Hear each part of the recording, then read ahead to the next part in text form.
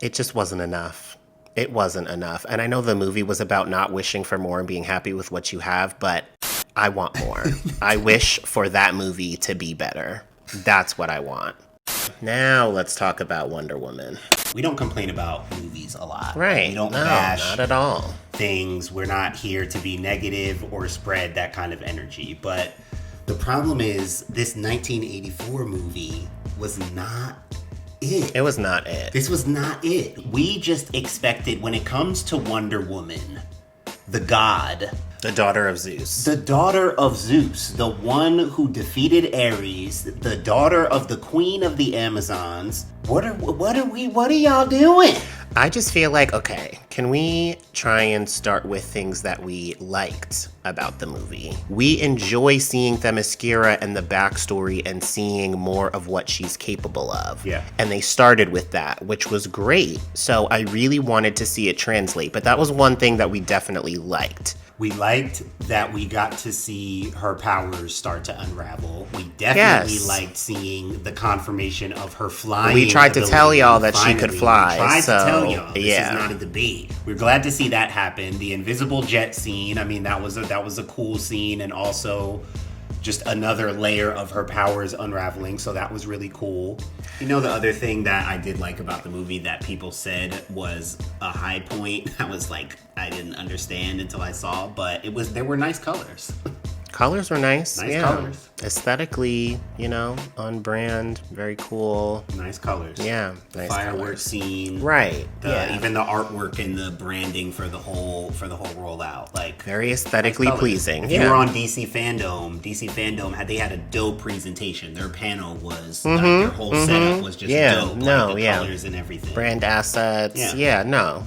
Looked nice. Great gowns, beautiful gowns. The scene of her riding lightning with her lasso was everything, but we got that in the trailer. And to be honest, that pretty much sums up all of the things that we enjoyed about this movie. Like, I did not get my life. Honestly, like an hour into watching this movie, I literally felt like we were just sitting there, and I was like, have I moved? Have I even done any? Has my face moved? Has my body reacted in any sort of way? Or have I just been laying here watching this whole Steve Trevor thing, which for us was probably like the kill. I mean, for me personally, that killed the movie. I feel like somebody should have spoke up in a development meeting or a writer's meeting and said, honestly, we just need to cut him out of the movie entirely. I felt like it was fluff for the entire movie. He definitely made her soft. I don't know where that came from, and I understand,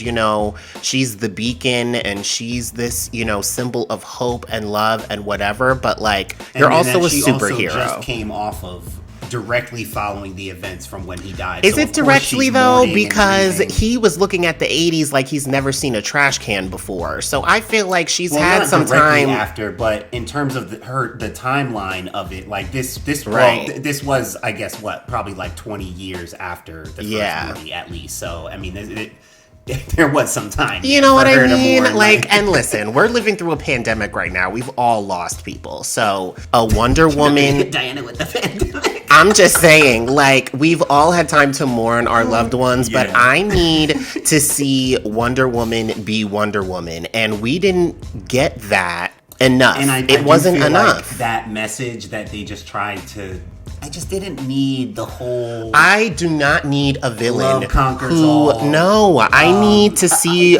I just need more of a battle. You know what I mean? We got Ares in the first movie. They set up such a great you battle. You can't have Ares in every movie, but it's Maxwell Lord and Cheetah are both highly qualified, powerful villains, especially with Wonder Woman in particular in her universe. So yeah, and we feel like neither of those villains were portrayed as prominently as they should have been, especially compared to the comics, because let us know what you guys think, but We just feel like there wasn't enough and there should have been more, especially with the villains, especially with the villain fight scenes. I mean, Maxwell Lord he was more of a diabolical villain, and I get that, but the power that he was manifesting, I thought that he was actually going to fight somebody at some point. I mean, all she had to do to defeat him was convince him to renounce his wish, and then he becomes Father of the Year, hugging little Alistair, and I'm like, I just needed more. Yeah, there was no real buildup. In the first movie, we got the whole buildup of Ares. Like, does he really exist? Because she kept talking about it, making it seem like it was real, but then we never really got to find out if Ares was actually real until the end and the reveal, and then we got the big fight scene. Like, that was awesome. In this movie, the only real buildup we got kind of was the battle, was kind of the Cheetah. I was gonna say, the only real buildup that I noticed was Cheetah's wardrobe. I don't understand why she needed to put on that gold armor just to fight, and we didn't really get a huge fight scene. We didn't really get what we needed out of that. No, most of the Cheetah fight scene was already in the trailer. Just to have it clawed off by her. Then she ends up just electrocuting her. Then she just uses it just to get in and talk Maxwell Lord down. Like, we're about moments here. Like, let us know what you guys think, because I see some people on Twitter saying they love the movie. Some people are putting it in their top 10 DCEU movies right now. Not even top 10, top 3. Putting it over the likes of Man of Steel and otherwise. Like, listen, I'm more pissed off about this movie than I was about Justice League and Batman vs. Superman. I completely agree. I feel like there was no suspense, there was no anticipation, and the most buildup that I noticed in that movie was seeing Cheetah's wardrobe evolve throughout the movie, which I really didn't care about. I wanted to see Cheetah become Cheetah, the actual apex predator who would stand up against Wonder Woman in a crazy fight scene. I don't care and even Cheetah made it soft, because it's all about her, like, but that's what I'm saying. Like, I really don't care that Barbara can afford a chinchilla fur coat now and she can walk in heels well. Like, I want to get to I want to feel nervous about Wonder Woman fighting Cheetah. Too much message. Too much message and too much context. And honestly, not for nothing, it's not for a lack of performance, because Kristen Wiig and Pedro Pascal both did an amazing job, really, and they're both fabulous actors. I had no issues about the acting. I have issues about the context, about the plot and the storyline. Diana Prince is a god. And that's the problem too, because this stone that they threw at us made it seem like we were going to get into some godly things. I thought Maxwell Lord would become a god. Yes. And there would be a face-off, similar to what we saw in the first movie. I just don't understand how what happened. There was a disconnect. There was like, what was the goal of this movie? We had a disconnect. Like, they did say that Maxwell Lord was kind of depicted off of Trump and his whole caricature or whatever. And I see what they were trying to do with this whole thing. Humanity kind of going into chaos and killing itself through greed and desire and all of that. Like, I get it. If there was any type of solid agenda here, it was tied into that. Like, this year, the last couple of years, like, they just made it too soft. I don't know if it's the times that we're living in now too that maybe made them think that they needed to push something more positive and more uplifting with a message. That's what I think. I mean, if there was an agenda, that's probably what it was. Yeah, but like, there's value in shock value, and there's still value in blockbuster fight scenes and production. Like, not only value, but respect. Yeah. This is, I mean, you would never make a movie like this for Superman. There would never be... Never. If you have a Superman movie, you have a big bad, a big villain that he is going to go blow to blow with at least twice in the movie. Right. Like, and now I feel like we're at a point where there's a drop off from the first movie to the second. Let me know if you guys agree, but we just feel like in terms of comparing between your first movie and your sequel, I don't care what kind of times we're living in, there's a noticeable drop off in quality. I won't say quality, but just in impact, in suspense. There was a ton of it in the first movie, and it just wasn't there in the second. And in terms of DC movies that you brought up, like, I think Suicide Squad was a better movie than this movie. Period. And that says a lot, because if you're a DC fan, you know that Suicide Squad is not, anybody's number one movie of all time, but I put it above this movie. I put a lot of DC movies above this movie, and I don't want to do that. Life is about moments. Movies all about are about moments. Like, we need moments. Right. Especially for some of the most powerful beings in film. Like, what are we doing? There were so many opportunities in this movie too. The fact that they kept bringing up past gods, the fact that Diana discovered that the stone was connected to a very powerful god connected to lies, like they were like almost there, I feel like, but then somebody was like, in the next scene we need to go back to love and greed and the truth and, you know what I mean, the beacon of truth. I'm just like, stick with the Greek gods. Like, that's what we want. Like, that's what I want. I do feel like they cater to a specific audience with this movie. At least that's what it looks like. You know what I mean? There are certain people that I think they were trying to appease with this, because I know I wasn't the target audience, because I was looking for fire and brimstone. She flew. That was awesome. I thought that was a callback to Man of Steel, from when his father kind of gave him that when he first flew and put on the uniform, and they played Kevin Costner in the background giving him that speech about who he's going to be and the type of man he wants to be and all that, and then he flies for the first time.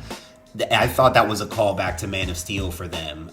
When Trevor was kind of playing in her head, and when they were on the jet, and he talked about flying. Like, that was a great moment. That was a great moment. It was. Let us know what it was for you. Some people enjoyed the emotional, draw of it. The balance scales were tipped way more on emotional and heartfelt, and not enough on fire and brimstone. Like, our opening scene of Wonder Woman in the movie was her saving a little girl from 3 just civilians in a mall. Like, a mall? Like the Mall of America? Like, fully in her powers, right? Just came off saving the world. Right, now she's saving women from getting hit by a car in the middle of the street. I'm just like, when did she become the friendly neighborhood Spider-Man? And then, speaking of callback, it takes me back to her conversation with Bruce in Justice League, when he called her out for not being active enough in letting people know who she really was, basically. You're an inspiration, Diana. And yet, I never heard of you. That she's just been on the sidelines saving kittens from trees and little girls in the mall, and not addressing, the real threats out here that only she is equipped to deal with. Quite frankly, it's unacceptable. Unacceptable, disappointing, underwhelming, sad, confusing. I mean, it just wasn't enough. It wasn't enough. And I know the movie was about not wishing for more and being happy with what you have, but I want more. I wish for that movie to be better. That's what I want. It looks like they left some stones unturned. Maxwell Lord is still alive, even though he's Father of the Year now. Cheetah is still alive, obviously, even though the state of her mental and physical is still unknown. But Linda Carter at the end, and referred to, and they made her the ancient warrior Asteria. So that was interesting. But in terms of this movie, I mean, it's a no for me. Unfortunately, I didn't hate the movie. I'm not gonna say it was like the worst DC movie that I've seen, but I've seen a lot better. Yeah, and I'm not putting it in my top 5 DC movies right now. No, absolutely not. Oh my God, absolutely no not. way. No, I wouldn't even put it in my top 5 movies that came out this year. I wouldn't even put it in top 5 2020 movies. Honestly, I really wouldn't. No, there are Netflix movies that are better than this movie. Feel free to let loose in the comments. Right. I mean, join in on our despair, because this is terrible. Yeah. Subscribe to the channel, follow us on Twitter, and tell the truth, I guess. Shame the devil. Right. The truth is in you, whatever the message was supposed to be. The year 1984 is ruined for me. That's terrible. 1984 is just going to give me bad vibes now. And Michael Jordan was drafted in 1984. Oh, so Lord. That's not good. How was that not a part of the movie? Why was there no? Sure. Well, a lot of other stuff going on in the 80s that she could have told him about, because Michael Jackson was about to peak any minute. You know what I mean?